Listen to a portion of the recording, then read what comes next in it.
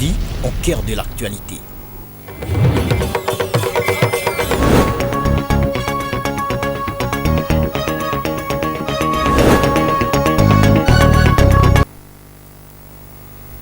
Bonjour mesdames et messieurs, merci de vous joindre à nous pour ce journal de la mi-journée. Au sommaire, 7 présumés bandits arrêtés par les services de sécurité en ville de Butembo ont été présentés devant la presse ce mercredi 6 décembre 2023. Ils sont accusés de vol à main armée et de l'assassinat de 2 habitants de la commune de Moussoussa la semaine dernière. En ville de Béni, l'on signale le déploiement des matériels de la Commission électorale nationale indépendante CENI depuis mardi 5 décembre. Plus de 10 tonnes et demi de kits électoraux ont déjà été déployés sous la facilitation de la MONUSCO. Bienvenue au détail. Au total, 7 présumés bandits arrêtés par les services de sécurité ont été présentés au chevalier de la Plume à l'état-major ce mercredi 6 décembre 2023. Ils sont accusés de vol à main armée en ville de Butembo, mais aussi d'avoir assassiné 2 habitants à commune de Moussoussa. Suivez ce reportage de Mwana Mpendi Manzekele et Sami Wainda. Arrêtés dans la nuit du 29 au 30 novembre dernier, après leur forfait de pillage d'une shop, ces présumés bandits ont été présentés à la presse à l'état-major. Selon le commissaire Kambale Katsumba Laurent, communicateur adjoint de la police à Butembo, ces présumés criminels tuent et volent notamment des biens de la population. Ces gens ici, c'est ce groupe ici, ils avaient tiré sur quelqu'un et ils avaient emporté une somme évaluée à $2000. En date du 14, ils avaient fait incursion en commune Moussoussa, quartier Katwa. C'est l'île Lunga, Vuhika, chez Kambale Ngovi, Géry, où ils avaient emporté un montant non négligeable de 2 835 millions de francs congolais et $775. Le commissaire supérieur principal Mouabaï Kiteli Roger, maire de Butembo, salue la collaboration de la population qui a facilité la police à mettre la main sur ces présumés criminels. Ces présumés bandits ont été transférés à la justice pour l'instruction de leur dossier. Gérard Mourefou a rendu ses reportages. Rendons-nous à Béni à présent. Des kits électoraux à provenance de la ville de Goma sont déjà à Béniville depuis mardi 5 décembre. Il s'agit de 10 tonnes et demi de matériel déployé en prévision des élections prochaines.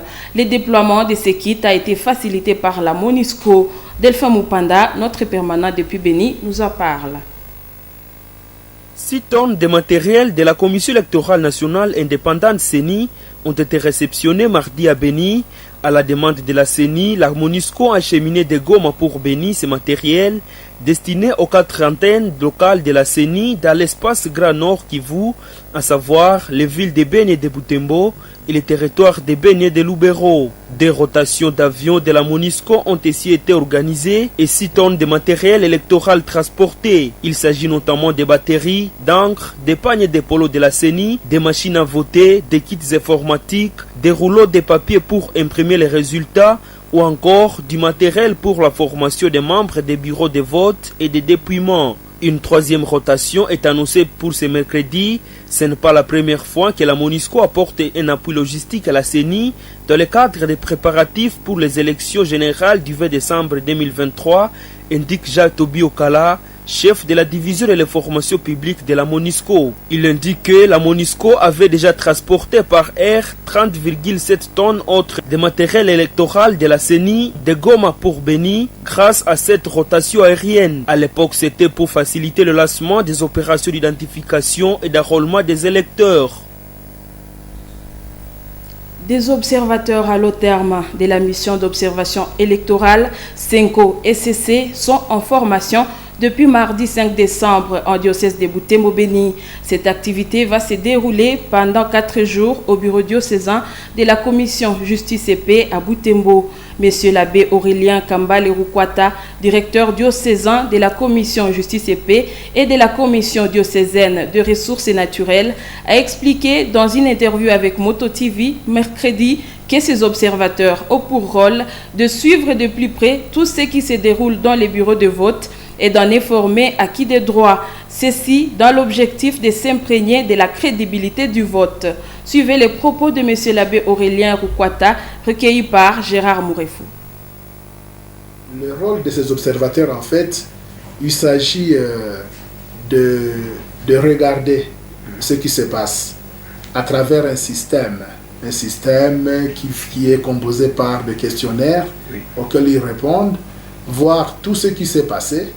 Ils n'interfèrent pas, ils ne donnent pas de jugement, mais ils relèvent tout ce qui s'est passé dans le bureau du vote, depuis l'ouverture jusqu'à la fermeture. Et ce qu'ils recueillent comme information est transmis à Kinshasa par un système qu'on appelle Elmo, à travers leur téléphone. Et dès que ces informations sont recueillies au niveau de Kinshasa, ils sont analysés par un centre technique et professionnel. Et à partir de là, on tire les tendances sur ce qui s'est passé à partir de chaque rubrique. Incident, heure d'ouverture, comment les opérations se font, est-ce que les gens sont bien reçus, est-ce que les gens ne sont pas intimidés, influencés. Tout ce qui se passe dans le bureau de vote est relevé par ces observateurs et retransmis à temps utile au niveau d'une centrale, au niveau de Kinshasa, qui est travaillée par des professionnels. Et de là, alors, on tire les conclusions des tendances qu'on donne aux pasteurs pour qu'ils puissent se prononcer et éventuellement faire un plaidoyer quant à ça. Ce n'est pas un impact en disant qu'ils vont influencer qu'on vote pour tel et non pas pour tel autre, ce n'est pas dans ce sens-là. Mais c'est plutôt un impact en termes de crédibilisation du processus. Parce que si le processus n'est pas observé, il devient opaque, il devient fermé, et du coup, il peut générer de risques, de conflits, de tensions quant aux résultats qui peuvent être refusés parce qu'on dit personne ne l'a observé. Donc les observateurs ont essentiellement pour mission de pouvoir crédibiliser le processus électoral afin de les rendre consommables par les destinataires, c'est-à-dire nous, la population, bien évidemment aussi la communauté internationale. Éducation à présent, les examens évoluent normalement au complexe scolaire Kassongwe après l'incendie de l'école la nuit du samedi 2 au dimanche 3 décembre 2023. Les écoliers passent leurs épreuves dans une école voisine et dans un chantier proche de leur concession. Ce mercredi, Moto TV a constaté le déroulement des examens. Kakule Moubiri Désiré, directeur adjoint, confirme que les examens évoluent même s'ils se font dans 3 endroits différents. Il appelle les bonnes volontés et les autorités à s'y impliquer. Reportage Zanzouaïnda Sami rendu par Nelly Mwengesiali. Il est 10h30 quand Moto TV arrive au complexe scolaire Kassongwe, une école qui a été accentuée par des inconnus la nuit de samedi à dimanche 3 décembre. Actuellement, les bureaux travaillent sous ces parapluies. Dans cette concession, seulement 2 salles de classe, dont la maternelle et la 6e année fonctionnent. Juste à côté de ces chantiers à briques, les écoliers de la 5e année font l'examen de zoologie. D'autres promotions passent leurs examens dans cette école primaire Malio, juste près de leur concession scolaire. Cette salle comprend les écoles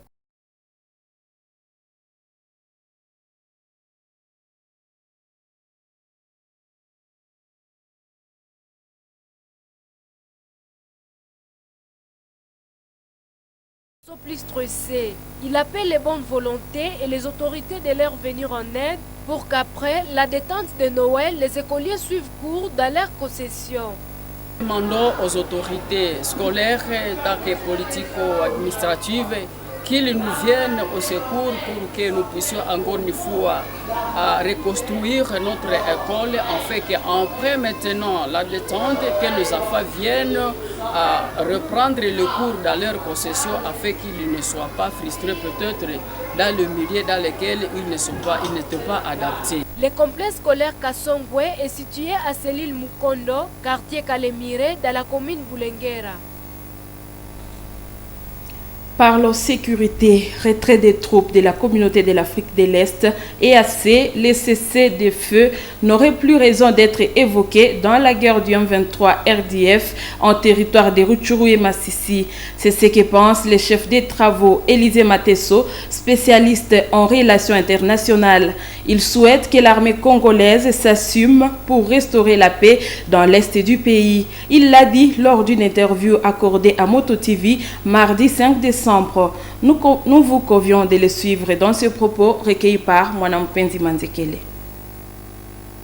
Et donc qu'il y a le moyen de s'affronter.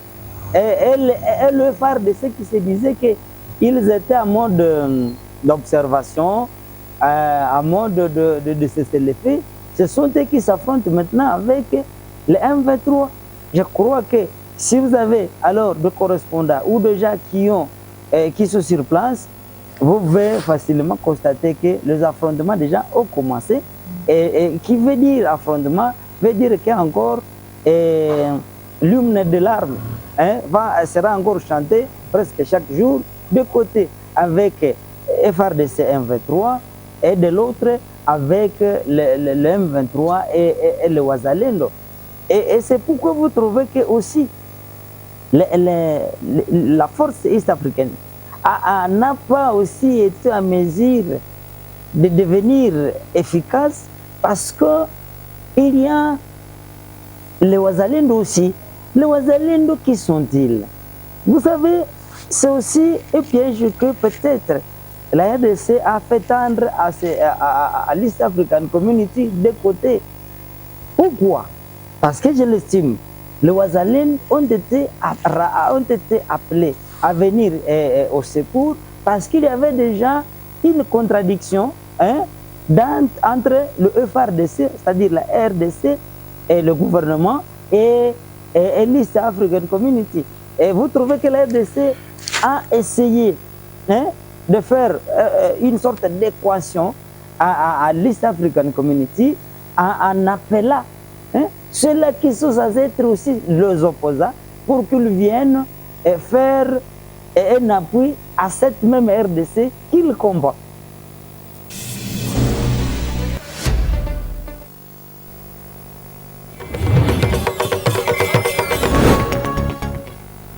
Sport à présent, les léopards dames de la République démocratique du Congo auraient trouvé la phase finale de la Coupe d'Afrique des Nations CAN, une première depuis 2012. Papi Kimoto, l'artisan principal de cette qualification historique, a malheureusement annoncé une nouvelle qui ne fera pas l'unanimité dans les cœurs des sportifs congolais. Le sélectionneur national Papi Kimoto refuse de poursuivre l'aventure avec les léopards dames. Joël Tali nous en fait ce récit. Bien qu'il ait réussi à qualifier les léopards dames de la RDC à la phase finale de la Coupe d'Afrique des Nations après 12 ans de disette, l'entraîneur congolais Papi Kimoto ne souhaite pas poursuivre son aventure sur le banc de touche de l'équipe nationale senior dame de la RDC. Il a été nommé à la tête du staff technique des Léopards à la veille du regroupement de la double confrontation du deuxième et dernier tour des éliminatoires de la Coupe d'Afrique des Nations contre la Guinée équatoriale. Avec les Léopards dames, ce coach a disputé cette double rencontre, dont un nul d'un but partout à Malabo, capitale de la Guinée équatoriale, et une victoire de 2-1 à Kinshasa face à la même Guinée équatoriale au match retour. Ceci est donc synonyme de la qualification. Lors de la conférence de presse d'après-match de mardi 5 décembre, le coach de Mané Maignon a fait savoir que sa mission à la tête de l'équipe nationale congolaise féminine a pris fin. Il a été nommé entraîneur des Léopards dames le 27 novembre dernier. Il n'a livré que la double confrontation contre la Guinée équatoriale dans le cadre des éliminatoires de la CAN prévue au Maroc l'année prochaine. La FECOFA n'avait rien précisé sur sa durée à la tête de la sélection nationale senior dames. L'ancien international congolais a succédé à ce poste à Marcelo Kadiamba, qui a reçu également à qualifier les Léopards au premier tour des éliminatoires de la Coupe d'Afrique des Nations face au Bénin. Jusque-là, les raisons de départ de Marcelo Kadiamba n'ont jamais été dévoilées par la FECOFA. Ainsi prend fin cette édition. Merci mesdames et messieurs de nous avoir suivis et restez scotchés à nos programmes de Moto TV.